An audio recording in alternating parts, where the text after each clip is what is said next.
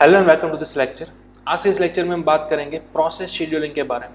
हमने already previous session के अंदर बात की थी what is process and life cycles, ठीक है। उसके अंदर हमने कई सारे प्रोसेसेस के स्टेट्स की भी बात की थी और बीच बीच में वहाँ पर हम एक टर्म भी सुना करते थे, शेड्यूलर, ठीक है। तो व्हाट इज शेड्यूलर और कौन कौन से टाइप के शेड्यूलिंग प्रोसेस होती है वो हम आज के इस लेक्चर के अंदर स्पेसिफिकली देखने वाले हैं। चलिए, तो सबसे पहले तो आज हम कितने कितने टॉपिक्स पढ़ेंगे उसका मैं और ही बता दूँ। सबसे पहले तो व्हाट इज प्रोसेस शेड्यूलिंग है वो पढ़ेंगे, ठीक है।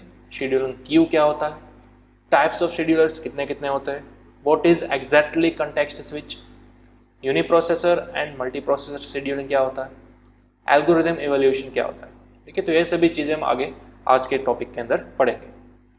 चलिए, तो सबसे पहले हम बात करते हैं व्हाट इज प्रोसेस शेड्यूलिंग।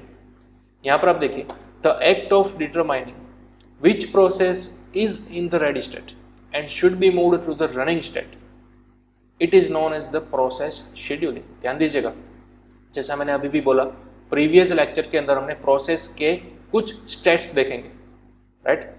वहाँ पर हमने देखा था प्रोसेस की लाइफ साइकिल कितनी होती है, कितने कितने टाइप्स के अलग अलग स्टेट्स होते हैं।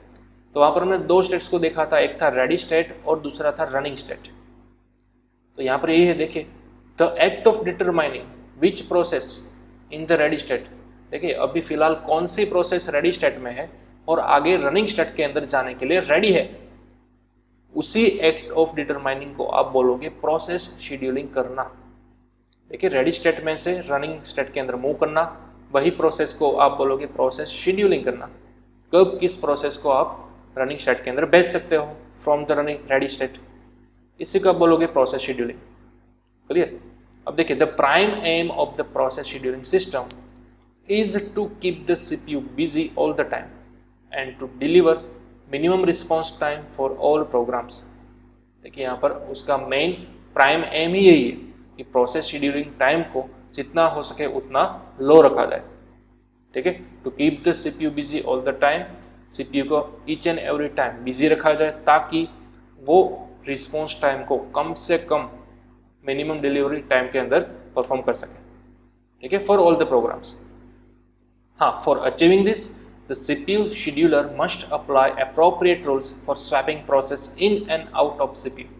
मतलब कि यही वाला गोल को अचीव करने के लिए, ठीक है, जितना हो सके उतना मिनिमम रिस्पॉन्स टाइम डिलीवर करने के लिए कुछ शेड्यूलर को अपने अप्रोप्रिएट रूल्स या फिर एल्गोरिथम्स भी परफॉर्म करने पड़ते हैं ताकि वो CPU के अंदर कौन सी प्रोसेस को इन कर सके और आउट कर सके, यानी कि स्वैपिंग ऑफ द प्रोसेस कर सके CPU के अंदर, ठीक है। तो यही उसका मेन एजेंडा होता है, उसका मेन प्राइम एम ही यही होता है, समझ रहे हो। तो प्रोसेस शेड्यूलिंग करना, अगेन ओवरव्यू क्या है, रेडी स्टेट में से रनिंग स्टेट के अंदर भेजना किसी प्रोसेस को जो कि रनिंग स्टेट के अंदर रन होने के लिए, एग्जीक्यूट होने के लिए कंप्लीटली रेडी है।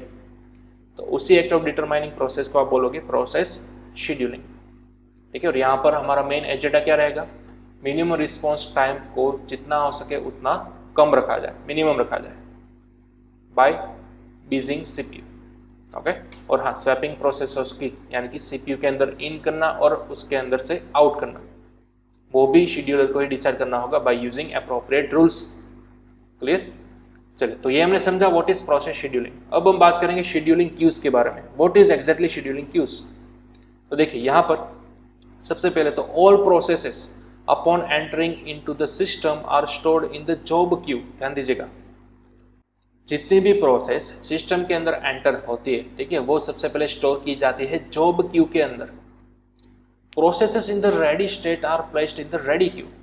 जितनी भी प्रोसेस रेडी स्टेट के अंदर होती है, और अब मैंने सीख लिया था ऑलरेडी प्रीवियस सेशन के अंदर कि रेडी स्टेट के अंदर मल्टीपल प्रोसेसेस हो सकती है, राइट। तो वो मल्टीपल प्रोसेसेस एग्जैक्टली किस जगह पर होगी, तो वहां पर भी एक क्यू होता है जहाँ, जिसको हम बोलेंगे रेडी क्यू, ठीक है। तो रेडी क्यू कहाँ पे होता है, रेडी स्टेट के अंदर होता है और वहीं पर सभी प्रोसेसेस प्लेस की जाती है। क्लियर। अब देखिए, processes waiting for a device to become available are placed in the devices queue, ठीक है। अब कुछ ऐसी प्रोसेस भी होती है जिसको कोई एक्सटर्नल IO इवेंट हैपन करने के लिए वेट कर रही होती है, ठीक है, उसको ऑकर करने के लिए वेट कर रही होती है, तब भी वो अवेलेबल होती है। तो ऐसी प्रोसेसेस अवेलेबल तो होती है लेकिन वो रेडी क्यू के अंदर अवेलेबल नहीं होती, वो एक और नए क्यू के अंदर अवेलेबल होती है जिसको हम बोलेंगे डिवाइस क्यूज, ठीक है। There are unique device queues available for each input output device. Based on IO devices, यहाँ पर आपको डिवाइस क्यूज नंबर ऑफ देखने को मिलेगा, ठीक है, unique each and every device के बेस पर। क्लियर? तो अगेन 3 टाइप के हमने यहाँ पर क्यू देखे, जॉब क्यू, रेडी क्यू और डिवाइस क्यू। फिर से बता रहा हूँ मैं, जो भी प्रोसेस है जो कि सिस्टम के अंदर फर्स्ट टाइम आ रही है वो स्टोर की जाती है जॉब क्यू के अंदर, ठीक है। ऐसी प्रोसेसेस जो कि रेडी स्टेट के अंदर प्लेस की जाती है, ठीक है, सभी प्रोसेस जो कि न्यू स्टेट में से आ रही है रेडी स्टेट के अंदर, तो वो सभी स्टेट रेडी स्टेट के अंदर आती है, वो सभी प्रोसेसेस रेडी स्टेट के अंदर आती है, लेकिन वो वहां पर किस जगह पर एग्जैक्टली स्टोर की जाती है, प्लेस की जाती है, रेडी क्यू के अंदर। और नेक्स्ट हमने समझा डिवाइस क्यू, जिसके अंदर ऐसी प्रोसेसेस होगी जो कि एग्जीक्यूट होने के लिए कुछ एक्सटर्नल IO इवेंट का वेट कर रही है, ठीक है। तो 3 टाइप के हमने क्यूज देखे। चलिए अब यहाँ पर अगेन यही दिखा रहा है, a new process is initially put in the ready Q, ठीक है। नई प्रोसेस जब भी आती है तो सबसे पहले कहाँ पे रखी जाती है, रेडी क्यू के अंदर। It waits in the ready queue until it is selected for execution और डिस्पैच्ड। रेडी क्यू के अंदर कई सारी प्रोसेसेस होती है, वो तब तक वहीं पर रहती है और वेट करती है जब तक कि उसकी बारी ना आ जाए एग्जीक्यूट होने के लिए। Clear? Once the process is assigned to the CPU and is executing, one of the following several events can occur। अगर वो प्रोसेस सिलेक्ट की जाती है by the CPU for execute होने के लिए, ठीक है, वो एग्जीक्यूट होने भी लगती है, तब इनमें से कई सारे इवेंट्स अकर हो सकती है। कितनी इवेंट्स यहाँ पर लिस्ट डाउन की गई है, देखिए। सपोज केस नंबर 1 की बात करें तो वो process could issue an IO request and then be placed in the IO queue. वो प्रोसेस जो फिलहाल रन हो रही है, ठीक है, वो रनिंग स्टेट के अंदर ऑलरेडी आ चुकी है रेडी क्यू में से, वो फिलहाल एक्चुअली में एग्जीक्यूशन हो रही है उस प्रोसेस का, ठीक है। तो वो क्या कर सकती है, एक इश्यू क्रिएट कर सकती है IO रिक्वेस्ट के जरिए। तो फिर वो प्रोसेस जो फिलहाल रन हो रही थी वो मूव हो जाएगी IO क्यू के अंदर, इनपुट आउटपुट क्यू के अंदर। ये पहला केस सिनेरियो हो सकता है।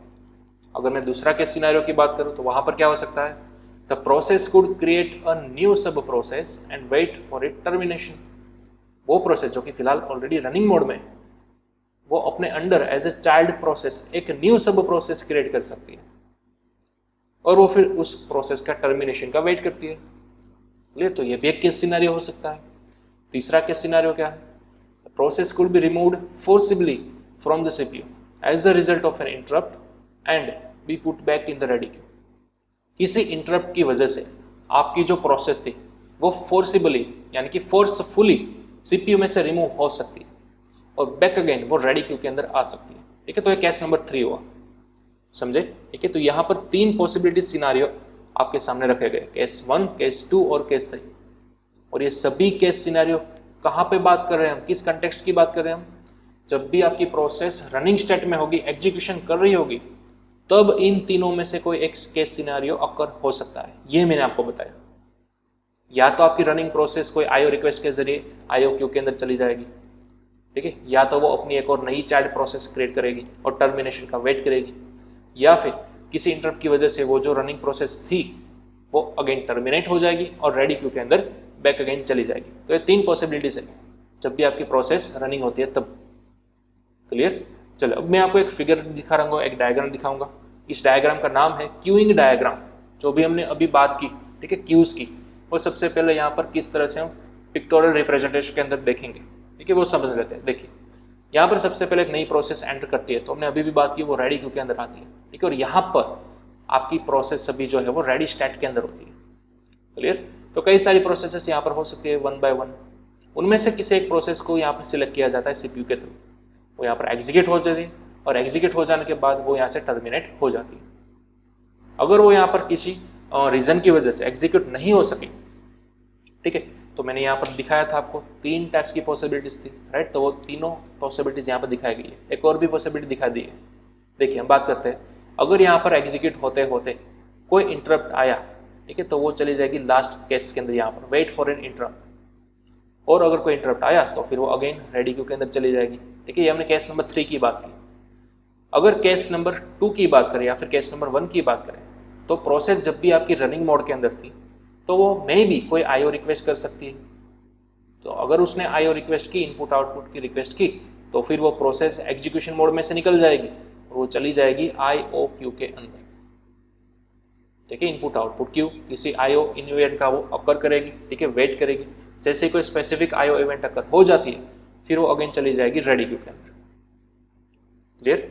और हमने केस नंबर 2 का भी बात किया था, ठीक है, कि अगर वो प्रोसेस जो कि हाल में रनिंग में उन्होंने अगर एक नई सब प्रोसेस क्रिएट की, यानी कि उसको टेक्निकली हम बोलेंगे फोर्क अ चाइल्ड, ठीक है, यानी कि कुछ नहीं, सिंपल भाषा में अगर मैं बात करूं तो ऑलरेडी ये जो रनिंग प्रोसेस थी उसकी एक नई चाइल्ड प्रोसेस, एक न्यू सब प्रोसेस क्रिएट हो गई।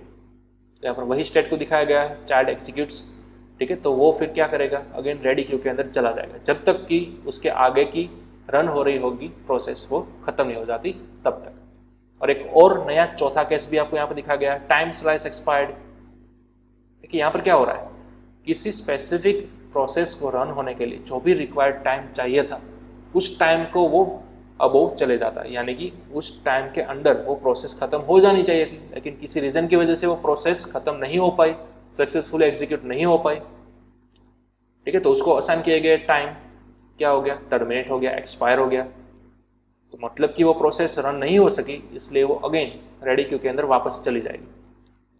ठीक है, तो इतने नंबर ऑफ सिनारियोस पॉसिबल है जब भी आपकी प्रोसेस रनिंग स्टेट के अंदर होती है, तब अगर वो सक्सेसफुल एग्जीक्यूट हो जाती है तो फिर वो यहाँ से आगे बढ़ जाएगी और टर्मिनेट स्टेट के अंदर चली जाएगी, सिंपल सी बात है। क्लियर। तो यहाँ पर सभी टाइप्स के क्यूज मैंने आपको समझा दिया, ठीक है, using this queuing diagram. Clear. तो इसको भी आप चाहो तो नोट डाउन कर सकते हो, और इसी को समझते समझते हमने ये थियोरेटिकली भी बात की, ठीक है, कि कितनी नंबर ऑफ पॉसिबिलिटीज हो सकती है। क्लियर। चलिए अब आगे बढ़ेंगे और देखेंगे शेड्यूलिंग क्यूज का एक और topic, a process continues this cycle until it terminates. तो हाँ, मैंने अभी भी बताया ये प्रोसेस चलती ही जाएगी साइकिल, जब तक कि वो यहाँ से सक्सेसफुल टर्मिनेट नहीं हो जाती तब तक। क्लियर। तो मैंने यहीं पर लिखा है वैसे, हाँ, at which time it is removed from all queues and has its PCB and resources deallocated. ठीक है, तो यहाँ पर वही बताया गया कि जब तक सभी क्यूज में से आपकी प्रोसेस खत्म नहीं हो जाती तब तक ये साइकिल चलती रहेगी। ठीक है, और सभी क्यूज अगर एम्प्टी हो जाते हैं तो फिर उसके साथ एलोकेट किए गए पीसीबीज और रिसोर्सेस अगेन रिलीज किए जाएंगे, यानी कि डीएलोकेट फ्री किए जाएंगे। क्लियर। ताकि दूसरी कोई भी प्रोसेस जिसकी अब नई बारी आती है एग्जीक्यूट होने की, उसको वो एलोकेट कर सके। क्लियर। तो पीसीबी तो आप जानती हो, प्रोसेस कंट्रोल ब्लॉक और मेमोरी रिसोर्सेस, ठीक है, वो अब अगेन फ्री हो गए, डिलीट हो गए। ओके, चलिए, तो ये हमने समझा शेड्यूलिंग क्यूज का वर्किंग। अब हम आगे बढ़ेंगे और देखेंगे टाइप्स ऑफ शेड्यूलर। हमने ऑलरेडी प्रीवियस सेशन के अंदर शेड्यूलिंग की बात की थी, ठीक है। शेड्यूलर हमने 3 टाइप के देखे थे, एलटीएस, एसटीएस और MTS, during the process life cycle. ठीक है, तो यहाँ पर हमने सिर्फ टर्म को पढ़ा था, हमने तब बोला था कि हम नेक्स्ट सेशन के अंदर डिटेल के अंदर बात करेंगे, तो हम आज बात करने वाले हैं एग्जैक्टली क्या है ये तीनों शेड्यूलर्स और किस तरह से काम करते हैं वो। ठीक है, तो अगेन हमारे पास 3 टाइप्स के शेड्यूलर है। पहला है लॉन्ग टर्म शेड्यूलर, जिसको आप एलटीएस भी बोल सकते हो शॉर्ट फॉर्म के अंदर। दूसरा है शॉर्ट टर्म शेड्यूलर, एसटीएस। तीसरा है मीडियम टर्म शेड्यूलर, यानी कि एमटीएस। ओके, चलिए, तो सबसे पहले हम बात करेंगे एलटीएस की, यानी कि लॉन्ग टर्म शेड्यूलर। अब जैसा कि हमने प्रीवियस सेशन के अंदर पढ़ा था, during life cycle of process, long term या फिर job scheduler it brings the new process to the ready state. ठीक है, याद कीजिए प्रोसेस लाइफ साइकिल, वहां पर सबसे पहला स्टेट क्या था, न्यू स्टेट। न्यू के बाद आता था रेडी स्टेट। तो न्यू स्टेट में से रेडी स्टेट के अंदर प्रोसेस को लाने का काम कौन करेगा, लॉन्ग टर्म शेड्यूलर, सिंपल। ठीक है, तो इसको जॉब शेड्यूलर भी बोला जाता है, इसका दूसरा नाम। क्लियर। अगेन फिर से बता रहा हूं मैं, न्यू स्टेट में से रेडी स्टेट के अंदर प्रोसेस को लाने का काम कौन करेगा, हमारा एलटीएस या फिर job scheduler. Clear. It controls degree of multi programming, for example number of process present in ready state at any point of time. अब क्योंकि हमारा एलटीएस का काम ही है नई प्रोसेस को रेडी स्टेट के अंदर पहुंचाना, ठीक है, तो रेडी स्टेट के अंदर हम सभी को मालूम है अनलिमिटेड नंबर ऑफ प्रोसेसेस हो सकती है, कितनी भी प्रोसेस हो सकती है। ठीक है, तो कितनी नंबर ऑफ प्रोसेस वहां पर प्रेजेंट है, ठीक है, तो उसकी प्रेजेंस चेक कर सकता है वो एनी पॉइंट ऑफ टाइम। तो इसको ही बोला जाता है controlling degree of multi programming. तो ये भी जॉब शेड्यूलर का काम है, एलटीएस का काम है। ठीक है, और हाँ, एलटीएस रन्स लेस फ्रिक्वेंटली। ठीक है, एलटीएस जो है वो as compare to any other scheduler बहुत ही कम बार एग्जीक्यूट होता है, रन होता है। ठीक है, क्यों, क्योंकि इसका काम ही यही है ना कि न्यू प्रोसेस को रेडी स्टेट के अंदर लाना। लेकिन न्यू प्रोसेस जब बनेगी तब वो ला पाएगा ना, न्यू प्रोसेस लाइफ टाइम थोड़ी ना ऑटोमेटिक बनती है, वो तो डिपेंड्स करता है सिस्टम पर या फिर यूजर एक्टिविटी पर। तो इसलिए LTS बहुत ही less time of frequently run होता है। क्लियर? चलिए, अब long term schedulers decide which program must get into the job queue. From the job queue, the job processor selects process and loads them into the memory for execution. Primary aim of the job scheduler is to maintain a good degree of multi-programming. Again यहाँ पर वही बात की गई है, degree of multi programming को maintain रखना है जॉब शेड्यूलर को, यानी कि LTS को। बट LTS अगेन डिसाइड करेगा कौन सा प्रोग्राम जॉब क्यू के अंदर रखना है। ठीक है, और अगर जॉब क्यू फिलअप हो गया, ठीक है, उसके अंदर प्रोसेस आने लगी, तो फिर जॉब क्यू में से एक अगेन नया टर्म आया हमारे पास, जॉब प्रोसेसर। ठीक है, तो जॉब प्रोसेसर का काम क्या होता है? उसका काम ये होता है कि वो प्रोसेस को सिलेक्ट करता है और लोड करता है मेमोरी के अंदर ताकि वो एग्जीक्यूट हो सके। ठीक है, जॉब क्यू के अंदर कई सारी प्रोसेस हो सकती है, लेकिन उसमें से वन बाय वन सभी प्रोसेस को सिलेक्ट करने का काम और मेमोरी के अंदर लोड करके एग्जीक्यूट करने का काम वो कौन करेगा? जॉब प्रोसेसर करेगा। क्लियर? तो अगेन LTS के अंदर एक नए टर्म को हमने सीखा, जॉब प्रोसेसर। क्लियर? तो ये हमने बात की डिटेल के अंदर लॉन्ग टर्म प्रोसेसर या फिर लॉन्ग टर्म शेड्यूलर, जो कि किस तरह से न्यू स्टेट में से रेडी स्टेट के अंदर प्रोसेस को डिस्पैच करता है, लोड करता है। क्लियर? चलिए, अब नेक्स्ट हम बात करेंगे शॉर्ट टर्म शेड्यूलर की, जिसको आप बोल सकते हो शॉर्ट में STS। This is also known as CPU scheduler and runs very frequently. ध्यान दीजिएगा, दोनों के भी दो नाम है। लॉन्ग टर्म शेड्यूलर का हमने नया नाम सीखा जॉब शेड्यूलर, इसी तरह से शॉर्ट टर्म शेड्यूलर का दूसरा नाम है CPU शेड्यूलर, और ये कई दफा चलता है as compare to LTS। LTS low frequently चलता है, जबकि ये बार बार चलता रहता है, इसलिए यहाँ पर लिखा हुआ है runs very frequently.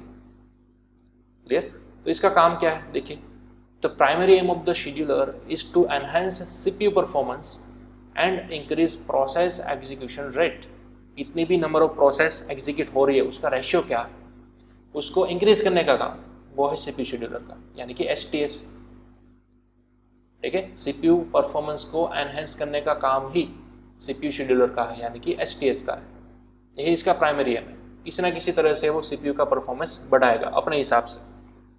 It is responsible for selecting one process from ready state for scheduling it on the running state. अब ध्यान दीजिए, यहाँ पर STS का मेन काम क्या है? रेडी स्टेट में से कोई एक प्रोसेस को वो सिलेक्ट करेगा और वो डिस्पैच कर देगा रनिंग स्टेट में, यानी कि रनिंग स्टेट के अंदर ले जाएगा। तो अगेन LTS का काम क्या था? न्यू स्टेट में से रेडी स्टेट के अंदर ले जाना, उसके आगे रेडी स्टेट में से रनिंग स्टेट में ले जाना, वो काम करता है शॉर्ट टर्म शेड्यूलर। क्लियर? यहाँ पर देखिए, आपको नोट दी गई है, short term scheduler only selects the process to schedule, it doesn't load the process on running. ध्यान दीजिएगा, शॉर्ट टर्म शेड्यूलर का काम क्या है? सिर्फ प्रोसेस को सिलेक्ट करना, शेड्यूल करना, ना कि रन करना और लोड करना। वो सिर्फ शेड्यूल कर सकता है कि कौन सी प्रोसेस रेडी स्टेट में से रनिंग स्टेट के अंदर जा सकती है। सिर्फ सिलेक्शन का काम ही करता है, शेड्यूल का काम ही करता है। ठीक है, वो कोई प्रोसेस को लोड नहीं करता, एक्चुअल रनिंग नहीं करता, सिर्फ वहां तक ले जाने का काम करता है शॉर्ट टर्म शेड्यूलर। ठीक है, तो फिर आप सवाल करोगे कि सर, अगर शॉर्ट टर्म शेड्यूलर का काम रेडी स्टेट में से रनिंग स्टेट तक ही ले जाने का है, तो फिर एग्जैक्टली रनिंग स्टेट में हमारी प्रोसेस कौन रन करेगा? तो वहां पर एक नया टर्म आता है डिस्पैचर। ध्यान दीजिएगा, dispatcher is responsible for loading the process. समझ रहे हो? डिस्पैचर क्या करेगा? आपकी प्रोसेस को लोड करेगा, जो कि सिलेक्टेड होकर आई है शॉर्ट टर्म शेड्यूलर के थ्रू। ठीक है, तो यहां पर देखिए, पूरा आपको सेंटेंस दिया गया है, dispatcher is responsible for loading the process selected by short term scheduler on the CPU। ठीक है, मतलब कि रेडी स्टेट में से रनिंग स्टेट में अंदर। Context switching is done by dispatcher only. ठीक है, हमने ऑलरेडी प्रीवियस सेशंस के अंदर कंटेक्स्ट स्विचिंग पढ़ा था, एक मोड में से दूसरे मोड के अंदर जाना, राइट? याद कीजिए, यूजर मोड और कर्नल मोड। क्लियर? तो वहां पर ये सब काम कौन करता है? डिस्पैचर करता है। कंटेक्स्ट स्विचिंग का काम भी डिस्पैचर ही करता है। डिस्पैचर ही एकलौता ऐसा चीज है जो कि रिस्पॉन्सिबल है आपकी प्रोसेस को लोड करने के लिए। ठीक है, शॉर्ट टर्म शेड्यूलर तो सिर्फ क्या करेगा? रेडी स्टेट में से कोई एक प्रोसेस को सिलेक्ट करेगा और शेड्यूल स्टेट तक पहुंचाएगा, बट एक्चुअली लोड करने का काम वो करेगा डिस्पैचर। क्लियर? तो डिस्पैचर टोटल 3 तरह के काम करता है। पहला तो ऑब्वियसली कंटेक्स्ट स्विचिंग का काम करेगा, उसके बाद स्विचिंग टू यूजर मोड। ठीक है, उसके बाद jumping to the proper location in the newly loaded program. ठीक है, कई तरह के आप प्रोग्राम लोड करते हो, ठीक है, इंटरनल सीपीयू के थ्रू। उसके बाद स्पेसिफिक लोकेशन तक पहुंचना, ये भी डिस्पैचर खुद अपने आप से डिसाइड करता है। क्लियर? तो ये बहुत ही आईएमपी चीज हुई, शॉर्ट टर्म शेड्यूलर। इसको अगेन दूसरे किस नाम से बुलाया जाता है? CPU scheduler. ठीक है, वो as compare to LTS very frequently run होता है। इसका मेन काम क्या है? यहाँ पर वो सिलेक्ट करता है किसी एक प्रोसेस को रेडी स्टेट में से रन स्टेट के अंदर या फिर रनिंग स्टेट के अंदर शेड्यूल करने के लिए, ले जाने के लिए। बट नोट कीजिएगा, वो सिर्फ शेड्यूल करता है, सिलेक्ट करता है, एक्चुअली में मेमोरी के अंदर लोड नहीं करता, रन नहीं करता। वो काम तो किसका है? डिस्पैचर का है। ठीक है, कॉन्टेक्स्ट स्विचिंग से लेकर jumping to the new location, वो सभी काम डिस्पैचर ही करता है। क्लियर?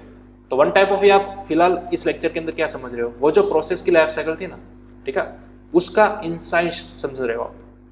क्लियर? हमने प्रीवियस लेक्चर के अंदर आप समझ सकते हो कि प्रोसेस लाइफ साइकिल देखी थी, उसका एब्स्ट्रैक्ट व्यू देखा था, उसकी फिगर देखी थी और थोड़ा बहुत उसके अंदर ओवरव्यू समझे थे।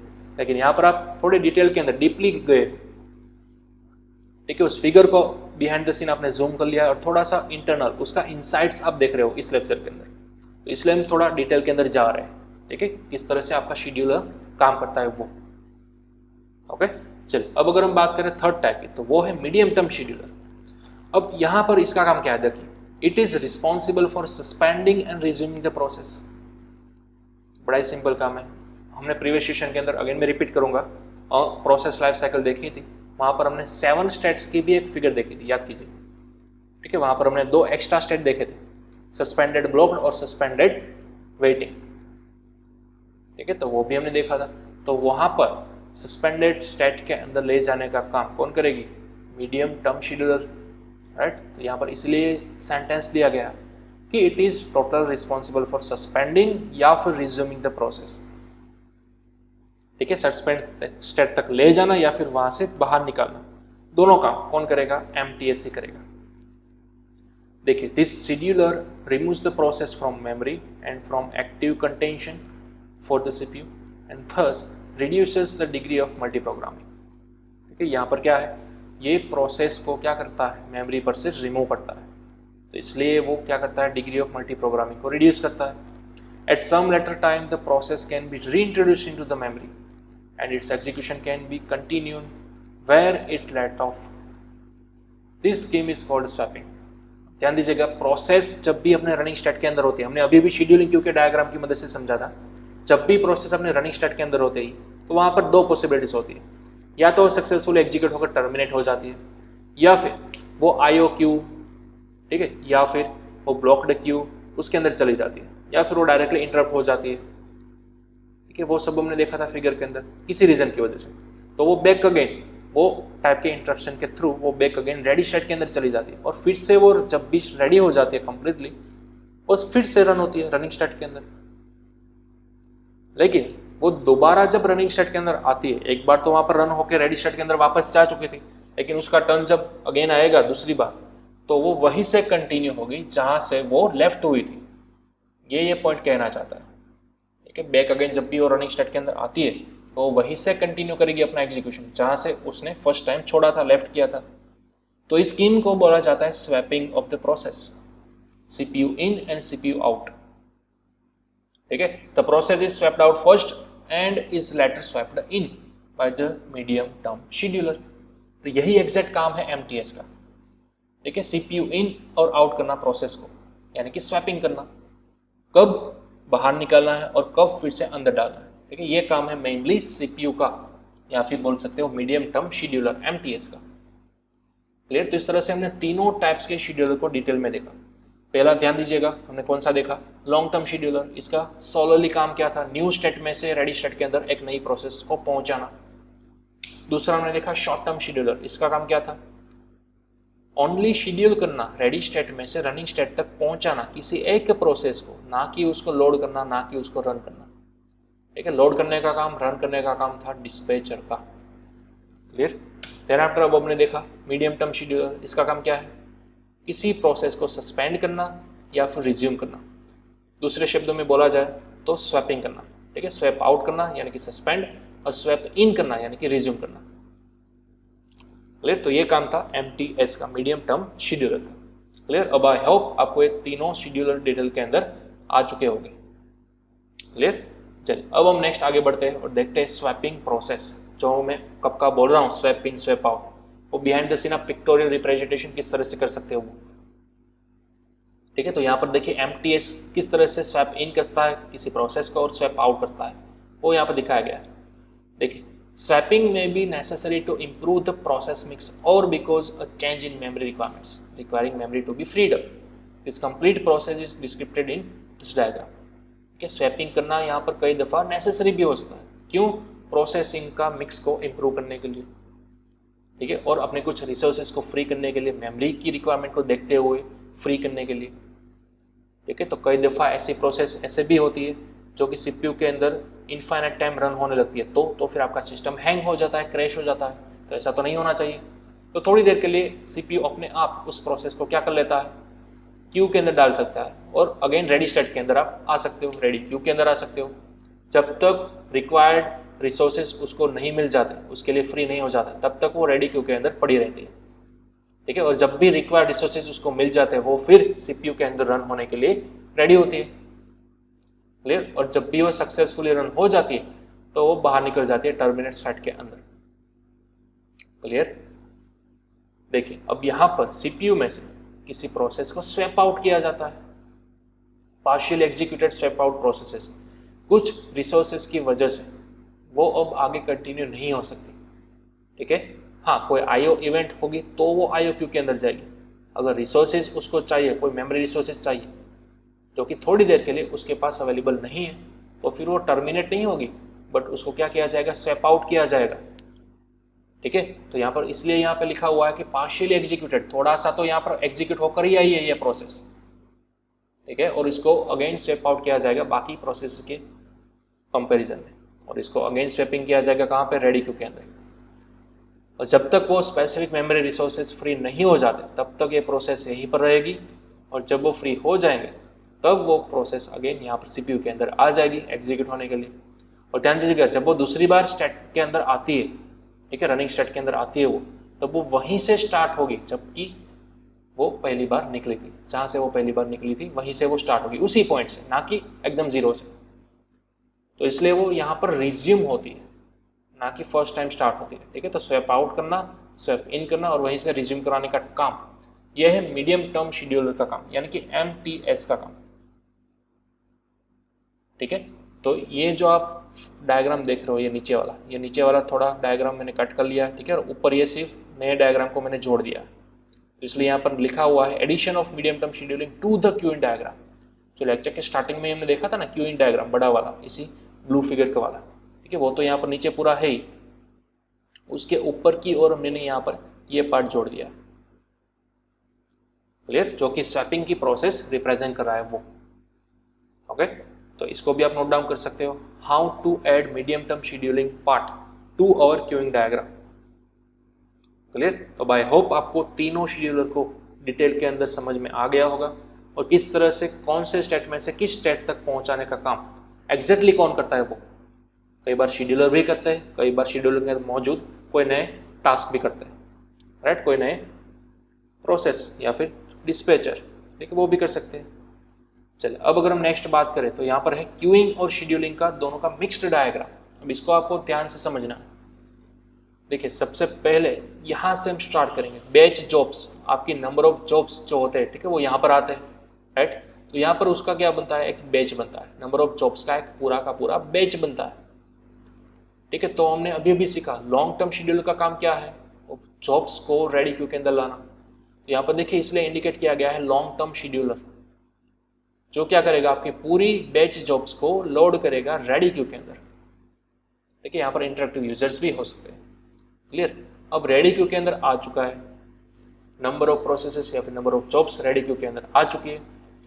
तो हमने अभी अभी सीखा था ना कि रेडी क्यू में से कोई एक प्रोसेस सिलेक्ट की जाएगी यूजिंग शॉर्ट टर्म शेड्यूलिंग, और वो CPU के अंदर या फिर प्रोसेसर के अंदर रनिंग स्टेट के अंदर आ जाएगी। क्लियर? फिर से रेडी क्यू के अंदर कई सारी नंबर ऑफ प्रोसेसेस हो सकती है, उसमें से कोई एक प्रोसेस सिलेक्ट की जाएगी शॉर्ट टर्म शेड्यूलर के द्वारा, और वो प्रोसेसर के अंदर या फिर CPU के अंदर रनिंग स्टेट के अंदर पुटअप की जाएगी। क्लियर? अगर वो सक्सेसफुल एग्जीक्यूट हो गई, किसी भी तरह का इंटरप्शन नहीं मिला, तो वो फाइनली रिलीज हो जाएगी, टर्मिनेट हो जाएगी, ठीक है। या फिर दूसरी पॉसिबिलिटीज, टाइम आउट हो जाएगा तो वो अगेन रेडी क्यू के अंदर आ जाएगी, ये दूसरी पॉसिबिलिटीज होगी, क्लियर। या फिर मीडियम टर्म शेड्यूलर के थ्रू वो सस्पेंडेड स्टेट के अंदर आ जाएगी और अगेन जब वो रेडी होगी तो वो रेडी क्यू के अंदर बैक अगेन दी जाएगी, क्लियर। यहाँ पर एक बात देखिए आप, प्रोसेस के अंदर यानी कि सीपीयू के अंदर जो भी आपकी प्रोसेस फिलहाल रन हो रही थी, अगर उसके अंदर आईओ इवेंट अगर हुई तो यहाँ पर देखिए नीचे वो ब्लॉक्ड क्यू के अंदर आ जाएगी या फिर आईओ क्यू के अंदर आ जाएगी, ठीक है। तो वहां से वो may be blocked suspended Q के अंदर भी आ सकती है using this medium term scheduler, ठीक है। थोड़ी देर के लिए वो यहाँ पर भी आ सकती है और उसमें से अगेन एमटीएस के थ्रू ही वो फिर से रेडी स्टेट के अंदर जा सकती है, समझ रहे हो। तो पूरी लाइफ साइकिल आपको दिखाई गई exactly behind the scene queuing और शेड्यूलिंग एक साथ किस तरह से काम करते हैं। वो ब्लॉक्ड क्यू में से वो डायरेक्टली कोई इवेंट अगर उसको मिल जाती है तो सक्सेसफुली मेन हमारे रेडी क्यू के अंदर जा सकती है, लेकिन अगर कोई इवेंट अगर नहीं होती तो वो फर्दर ब्लॉक्ड क्यू में से ब्लॉक्ड सस्पेंडेड क्यू के अंदर जा सकती है। तो ये सभी स्टेट को आप याद कीजिए, हमने प्रीवियस सेशन के अंदर ऑलरेडी पढ़ा था, fully life cycle of process, ठीक है। वहाँ पर हमने टोटल 7 टाइप के स्टेट्स देखे थे, तो ये यही की बात हो रही है, ठीक है। वहाँ पर हमने देखा था ना 2 नए स्टेट्स, सस्पेंडेड रेडी स्टेट और सस्पेंडेड ब्लॉक्ड स्टेट, तो ये दोनों वही स्टेट की बात कर रहे हैं। तो उस तक पहुँचाने का काम कौन करेगा, एमटीएस करेगा, मीडियम टर्म शेड्यूलिंग करेगा, क्लियर। तो इस पूरे डायग्राम को भी आप नोट डाउन कर सकते हो, क्यूइंग एंड शेड्यूलिंग। तो यहाँ पर हमारे दोनों लेक्चर्स एक साथ लिंकअप हुए थे, प्रीवियस लेक्चर भी और ये आज का लेक्चर भी, ठीक है। प्रीवियस लेक्चर के अंदर हमने देखा था फुल्ली प्रोसेस लाइफ साइकिल को, वहाँ पर अगेन मैं रिपीट करूँगा, हमने एब्स्ट्रैक्ट व्यू देखा था, जो भी हमने 7 टाइप के स्टेट देखे थे ना, वहाँ पर हमने आज के लेक्चर में थोड़ा सा जूम इन किया, उस फिगर को जूम इन किया और बिहाइंड द सीन क्या होता है वो हमने डिटेल के अंदर देखा, ईच एंड एवरी एस्पेक्ट को, क्लियर। तो ये टोटली अगेन मैं रिपीट करूंगा, ऑपरेटिंग सिस्टम जो सब्जेक्ट है आपका वो फुल्ली थियोरेटिकली है, लेकिन बिहाइंड द सीन किस तरह से आपका सीपीयू काम करता है, ठीक है, कौन सी प्रोसेस किस तरह से रन होती है, वो हमने आज के सेशन के अंदर डिटेल में देखा। कौन सा शेड्यूलर कब कहाँ पर किस तरह से एग्जीक्यूट करता है आपकी प्रोसेस को, ठीक है, किस तरह से हैंडल करता है, मेंटेन करता है, वो सब हमने आज के सेशन के अंदर देखा, क्लियर। चलिए, तो अब नेक्स्ट अगर हम बात करें डिफरेंसेस ऑफ शेड्यूलर्स, तो देखिए जो भी हमने आज तीनों टाइप्स के शेड्यूलर देखे उनका एक ही साथ मैं आपको यहाँ पर डिफरेंस दिखाना चाहता हूँ, long term scheduler, short term scheduler और मीडियम टर्म शेड्यूलर, ठीक है। लॉन्ग टर्म शेड्यूलर की बात करें तो इसको आप जॉब शेड्यूलर भी बोल सकते हो, शॉर्ट टर्म शेड्यूलर को आप सीपीयू शेड्यूलर भी बोल सकते हो, जबकि यहाँ पर एक ही नाम था medium term scheduler, it is a process swapping scheduler, ठीक है। अगर आप नाम देना भी चाहते हो तब दे सकते हो प्रोसेस स्वैपिंग शेड्यूलर, क्योंकि इसका मेन काम ही वही था, क्लियर। अब अगर हम स्पीड को कंपेयर करने आए तो स्पीड लॉन्ग टर्म शेड्यूलर की लेस होती है देन शॉर्ट टर्म शेड्यूलर, जबकि शॉर्ट टर्म शेड्यूलर की स्पीड सबसे फास्ट होती है दोनों शेड्यूलर के कंपैरिजन में, ठीक है। जबकि मीडियम टर्म शेड्यूलर की speed between short and long term scheduler, यानी कि बहुत कम भी नहीं बहुत ज़्यादा भी नहीं। उसके बाद लॉन्ग टर्म शेड्यूलर की बात करें तो it controls the degree of multi programming, ठीक है, जबकि short term scheduler provides lesser control over degree of multi programming, और एमटीएस रिड्यूस करता है डिग्री ऑफ मल्टी प्रोग्रामिंग। क्यों? क्योंकि वो सीपीयू में से आपकी प्रोसेस को रिलीज करता है, फ्री करता है, तो ऑब्वियसली सीपीयू जो बिजी होना चाहिए था वो बिजी नहीं रहा, ठीक है। तो एक दूसरे के रिवर्स डायरेक्शन के अंदर काम करते हैं एलटीएस और एमटीएस। चलिए, एलटीएस इज ऑलमोस्ट एब्सेंट और minimal in the time sharing system. Time sharing system की अगर हम बात करें तो वहाँ पर इसकी प्रेजेंस ऑलरेडी मिनिमल होती है, ठीक है। सेम शॉर्ट टर्म शेड्यूल के साथ भी इसकी प्रेजेंस भी ऑलमोस्ट मिनिमल रहती है टाइम शेयरिंग सिस्टम के अंदर। बट एमटीएस वो तो ऑलमोस्ट अ पार्ट है one type of time sharing system का, तो वहाँ पर तो एक क्रूशियल पार्ट हो गया टाइम शेयरिंग सिस्टम के अंदर, एमटीएस तो होना ही है, ठीक है, जबकि ये बाकी के दोनों शेड्यूलर मिनिमल है, क्लियर।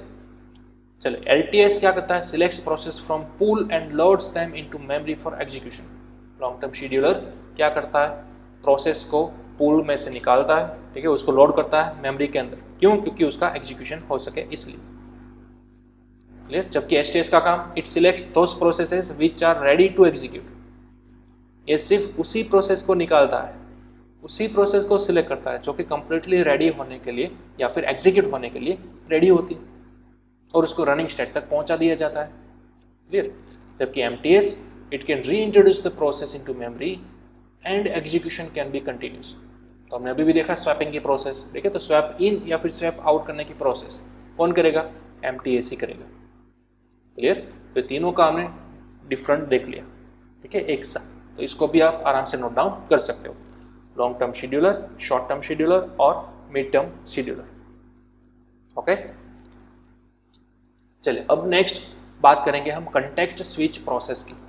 हमने ऑलरेडी थोड़ा सा एब्स्ट्रैक्ट भी देख लिया था प्रीवियस सेशंस के अंदर, व्हाट इज कंटेक्स्ट स्विच। तब हमने वहाँ पर देखा था एक मोड में से दूसरे मोड के अंदर जाना, यानी कि यूजर मोड में से कर्नल मोड के अंदर जाना और वाइस वर्सा, उसको हम बोलते थे कंटेक्स्ट स्विच। लेकिन यहाँ पर प्रोसेस की बात किया जाए, ठीक है, प्रोसेस के हिसाब से कंटेक्स्ट स्विच मतलब क्या, वो हम यहाँ पे देखेंगे। देखिए, switching the CPU to another process requires saving the state and the old process and loading the saved state for the new process. This task is known as the context switch.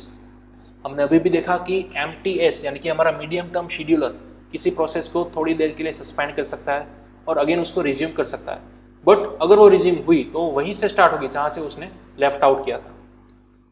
तो वो सभी state को maintain करना होता है, ठीक है।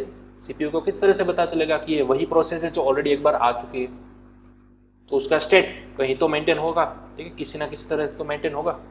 तो इस प्रोसेस को ही बोला जाता है context switch. The context of the process is represented in the process control book of process, ठीक है, PCB के अंदर ही इस कंटेक्स्ट की प्रोसेस को मेंटेन किया जाता है, रिप्रेजेंट किया जाता है, वहां से आप पता लगा सकते हो। When a context switch occurs the kernel saves the context of the old process. देखिए यहाँ पर आपको क्या दिया गया, when a context switch occur, ठीक है, कोई भी कंटेक्स्ट स्विच अकर हो रही है, बन रही है, तो फिर कर्नल क्या करेगा, उस कंटेक्स्ट को सेव करेगा, ठीक है, और ओल्ड प्रोसेस को PCB के अंदर रखेगा और क्या करेगा, नए सेव्ड किए गए कंटेक्स्ट को लोड करेगा from new process schedule to run. तो यहाँ पर आप इस फिगर को पहले समझ लीजिए। यहाँ पर सपोज हमारे पास है प्रोसेस P1, ठीक है, तो सबसे पहले क्या करेगा, इस P1 प्रोसेस के स्टेट को सेव करेगा हमारे CPU के अंदर। उसके बाद सपोज प्रोसेस P2 आई तो उसको वो क्या करेगा, रिस्टोर कर देगा। यहाँ पर देखिए एरोस का खास इंपॉर्टेंस है, ठीक है, एरोस कहाँ से कहाँ आ रहा है वो दिखेगा। ऑलरेडी सपोज P2 रन हो चुकी थी, लेकिन अगर वो दोबारा रैम के अंदर आई तो पहले वो चेक करेगा क्या वो ऑलरेडी पहले तो चल के नहीं आई, ठीक है, उसका स्टेट ऑलरेडी है तो नहीं मेमोरी के अंदर, अगर है तो उसको रिस्टोर कर लीजिए ताकि वो प्रोसेस वहीं से एग्जीक्यूट होना स्टार्ट कर सके जहां से वो लेफ्ट आउट हुई थी। क्लियर? अगर वो फर्स्ट टाइम आ रही है प्रोसेस P2 तो उसका सेव कीजिए स्टेट, ठीक है। अगर प्रोसेस P1 दोबारा आई तो देखिए हमने उसका P1 का स्टेट सेव किया था, तो वहीं से क्या कीजिए, उसका स्टेट रिस्टोर कर लीजिए। क्लियर? तो बैक अगेन ये पूरी साइकिल रिपीटेशन मोड के अंदर चली जाती है। क्लियर? तो इसी प्रोसेस की लाइफ साइकिल को हम क्या बोलेंगे, कंटेक्स्ट स्विचिंग। एक प्रोसेस का स्टेट पहले सेव किया जाएगा, जब अगर वो दूसरा स्टेट रिक्वायर्ड होगा, ठीक है, मतलब कि वो प्रोसेस दूसरी बार मेमोरी के अंदर लोड होगी, तब वो सेव किए गए स्टेट को रिकॉल करेगी और रिस्टोर करेगी ताकि वो प्रोसेस वहीं से स्टार्ट हो सके। क्लियर? तो इसी को हम बोलेंगे कंटेक्स्ट स्विचिंग। क्लियर? तो अगेन यहाँ पर आप इस पूरे डायग्राम को नोट डाउन कर सकते हो, किस तरह से प्रोसेस अपना स्टेट सेव करेगी और किस तरह से एरोस की मदद से, इंडिकेशन की मदद से आप देख सकते हो वो रिस्टोर होगी। ठीक है, और यहाँ पर CPU का भी लाइफ लाइन इंडिकेशन दिया गया है, ठीक है, कि जिस तरह से आगे आगे बढ़ते जाएंगे वैसे वैसे आपकी नंबर ऑफ प्रोसेस आती जाएंगे। क्लियर? चलिए, तो आज के लेक्चर को हम यहाँ पर करते हैं फिनिश। अब नेक्स्ट लेक्चर के अंदर हम आगे देखेंगे हमारे नेक्स्ट टॉपिक को, ठीक है। लेकिन तब तक जितना भी हमने आज के सेशन के अंदर देखा और साथ ही साथ प्रीवियस सेशन के अंदर जो हमने प्रोसेस की लाइफ साइकिल वाली फिगर देखी थी, इन दोनों को आप कंपेयर कीजिए, एक दूसरे के साथ मैच कीजिए, ठीक है, क्योंकि प्रीवियस सेशन के अंदर जो हमने लाइफ साइकिल देखी थी उसी को हमने आज जूम इन किया और बिहाइंड द सीन किस तरह से अलग अलग टाइप के शेड्यूलर्स काम करते हैं वो हमने देखा। ठीक है, तो दोनों को आप मैच आउट कीजिए और समझने की ट्राई कीजिए कहाँ से कहाँ सभी प्रोसेस एक स्टेट में से दूसरे स्टेट के अंदर कैरी फॉरवर्ड होती है वो। क्लियर?